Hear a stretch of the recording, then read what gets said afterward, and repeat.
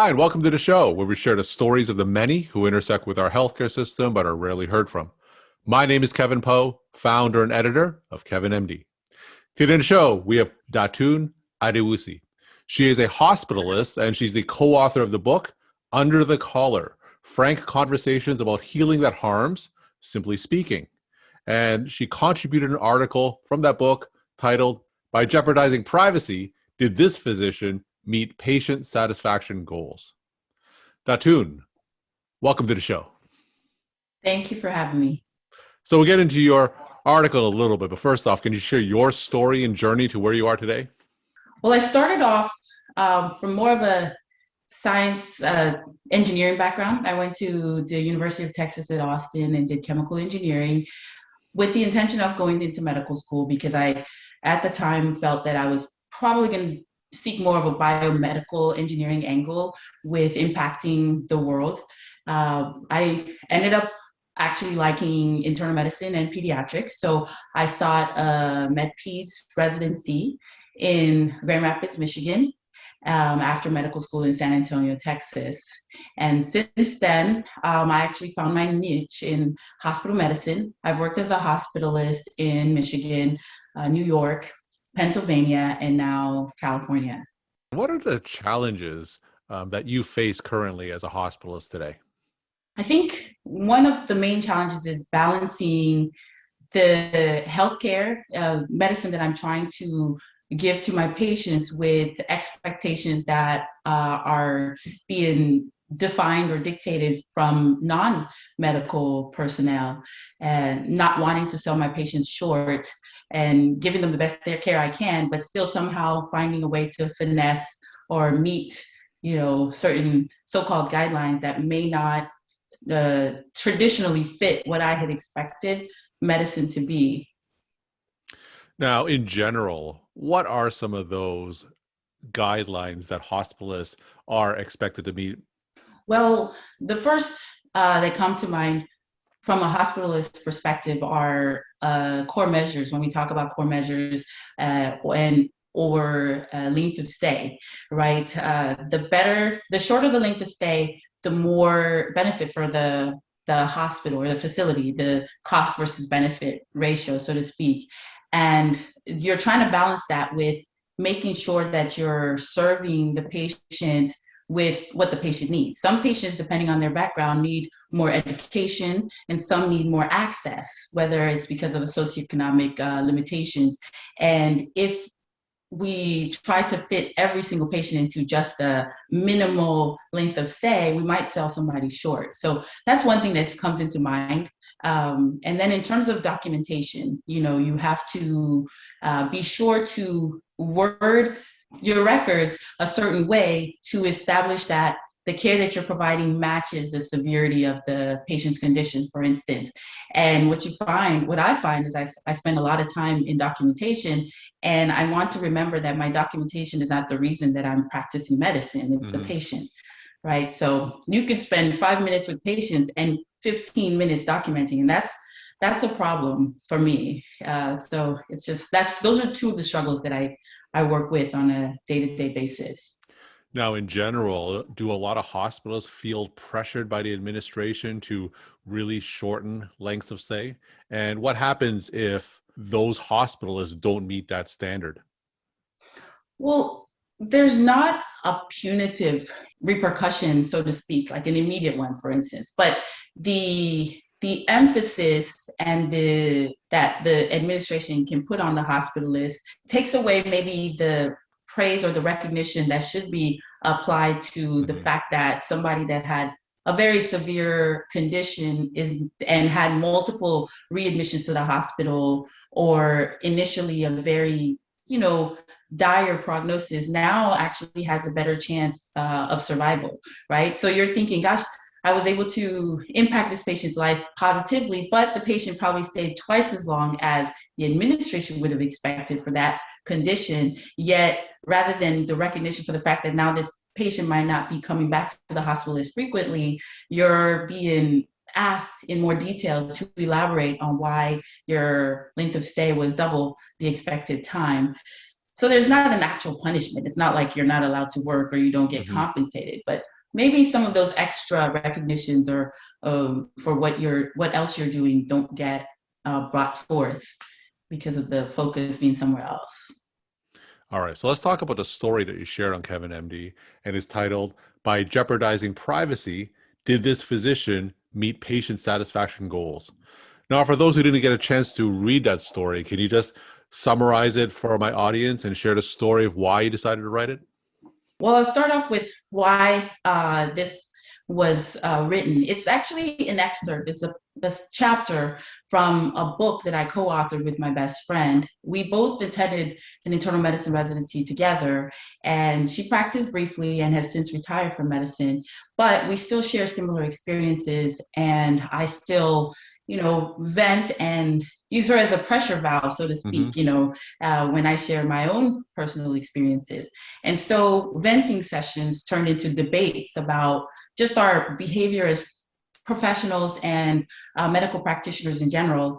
What drives these behaviors? Is it stress? Is it administration? Is it something completely unrelated to our work? Is it apathy? Is it fatigue, depression? What is it, and what can we do about it? And how is it directly impacting our patients when Mm-hmm. we're not even really thinking about it? And so this turned into an idea for a book about how we could detail these conversations and just allow them to be a reflection of what we're doing to each other while we're Mm-hmm. trying to take care of our patients. And so this is how we did it. Was each chapter just discusses an interaction. And being a hospitalist, I'm speaking from a hospitalist perspective and hospice interactions with patients, with nurses, with other hospitalists, subspecialties, administration. So this particular chapter is addressing how, well, when we talk about some of the other pressures from administration, is patient satisfaction, right? Mm-hmm. And so you want to satisfy the patient's experience in the hospital while still meeting those core measures, length of stay that the administration is requiring of you. And some of the patient satisfaction has to do with improving the experience of those outside of the patient, like the family members. Mm-hmm. And sometimes where a provider might think it's a heroic effort to make sure that everybody involved in that patient's admission is satisfied with the experience, including family members that are just concerned about their loved ones, is that provider actually now overstepping their boundaries, because by reaching out to everyone that's not necessarily the patient or that has been identified as the patient as a permissible family member, for instance, did you actually satisfy that patient's experience in the hospital, or did you just violate that patient's privacy? So this is that's where this chapter stemmed from. And then within the chapter, it's actually discussing how one hospitalist that's cross-covering for another hospitalist now overstepped those boundaries and therefore affected how that the initial hospitalist future interactions with the patient would go. Now, in a primary care setting, of course, I'm very familiar with patient satisfaction, and more compensation models are affected by a physician's patient satisfaction score. Now, Right. do hospitals also face those same compensatory consequences of patient satisfaction? Yes, yes. At least within some of the practice models I'm familiar with, there is a pocket of your compensation that is related to different values that are determined to be important, whether the value is access, the clinician's participation in the kind of a greater quality improvement for the institution. And then a fraction of that is also patient satisfaction. So in this particular setting, patients after their hospitalization are approached to give feedback. They use a common forum, which is the ACAPS score, to determine the height or the impact of that patient's experience. And the patient now ranks his or her experience in the hospital based on feeling like he or she might have gotten good updates from the nurses, the doctors. They understood what was going on. They felt valued. They felt that their voice was being heard. And sometimes there are some, providers can feel like there are some external factors that keep this patient from understanding the intentions of those that are trying to care for them in the hospital setting. But yes, similar compensation models exist even in the inpatient setting. So in the outpatient setting, sometimes the most satisfied patients don't necessarily receive the best care. And I know that there are some studies that show that people who are the most satisfied actually receive worse care. And sometimes if a patient just asks for medications, a physician can't just give it to them and Right. hope for high satisfaction scores. Now, in the inpatient setting, have you come across that tension between good patient care and patient satisfaction? And if so, how do you reconcile that tension? That's a wonderful question. And it is ironic, right, that sometimes people with the best care are not necessarily feeling the most satisfied by their experience and the other way around. I have come across that.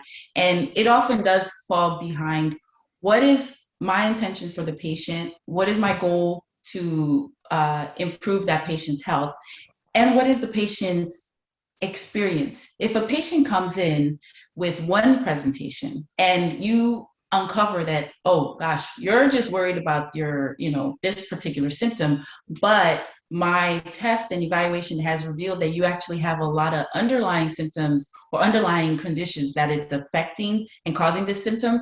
If somehow I can't communicate that to you as a patient and I just go down this rabbit hole of all these other things, you're going to feel like I never addressed that one symptom that you come through. So what I recognize is that communication is key, right? Mm-hmm. So the way I can match my intentions with the patient's expectations is just to continuously communicate. Let the patient understand why I may not be addressing an issue the way he or she would have expected, why he might not be receiving a particular medication that he expected to take, whether it's something for, a chronic condition or an acute condition. Mm-hmm. That's really key. And compassion, of course, because you have to understand that for me, I see a certain condition frequently. And so for me, it's a very commonplace condition. But for that one patient, it's that one, they're the one person that has that in the world as far as they're concerned. And I need to let them understand that, I recognize their priority over mine. We're talking to Datun Arusi. She is a hospitalist, and she wrote the Kevin MD article, By Jeopardizing Privacy, Did This Physician Meet Patient Satisfaction Goals?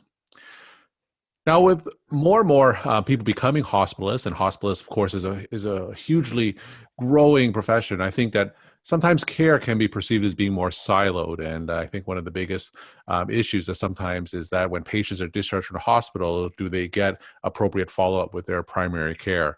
And you have that transitional care that sometimes gets lost. So I was wondering if you could comment on that, and what are some ways that you feel that can improve that transitional care between the inpatient and the outpatient side? Communication and I guess transparency in what we're doing and revealing that to the patient helps. Patients often don't know the intricacies of what providers are doing behind the scenes, so to speak. Mm-hmm. They might see your face and you give them a several minute update about your recommendations and their condition, but they don't recognize that. They may not recognize that 5 minute or 10-minute conversation was preceded by an hour-long discussion among several providers, Mm-hmm. subspecialists. And so trying to be more transparent so they understand the intricacies of what we're doing, it doesn't take too long. It's just, it's rewording our communication differently. Also making a more concerted effort to reach out to providers, because in this world of hospital medicine, the person that's taking care of the patient in the inpatient setting is often no longer the same doctor that's most familiar with them that they see more regularly in the outpatient setting. So reaching out to that provider more readily, and somehow I do think that hospitals, if they create some sort of more consistent system where even after the patient leaves, perhaps making systems that can reach out to those patients at least briefly in the immediate post-hospitalization period, so the patient doesn't feel like they were just lost to, to the world, thrown out into the wolves and forgotten and never approached again. There, in the times when I've reached out to patients post-hospitalization, things that I thought that they understood very clearly while they were under my care in the hospital, I recognized that somehow after they left, the world started all over for them again, and those things fell in the back burner. So it allowed me an opportunity to kind of re-emphasize the importance. So reaching out immediately post-hospitalization, communicating with their providers, and being more transparent in what we're doing besides just that conversation that we're having with our patients. And my final question, what's your take-home message that you want to leave with the Kevin MD audience? My take-home message is that, when we're training as future, physicians, we it's harped on us, the science, the medicine, but what we didn't emphasize, or what we haven't emphasized, is the non-medical and non-scientific factors that come into play on a day-to-day basis and in turn impact our healthcare delivery, whether it's our own interactions with our patients and our interactions with each other. More importantly, our interactions with each other are not really spoken about, and because we're not thinking that our mutual discussions would actually affect somebody completely outside of us, right? Because they're not the professionals. But that is a key factor that I think we should all start thinking about outside of the medical and science that we're so good at already. Well, thank you so much for sharing your time and insight. And thanks again for being on the show. Thank you for the opportunity.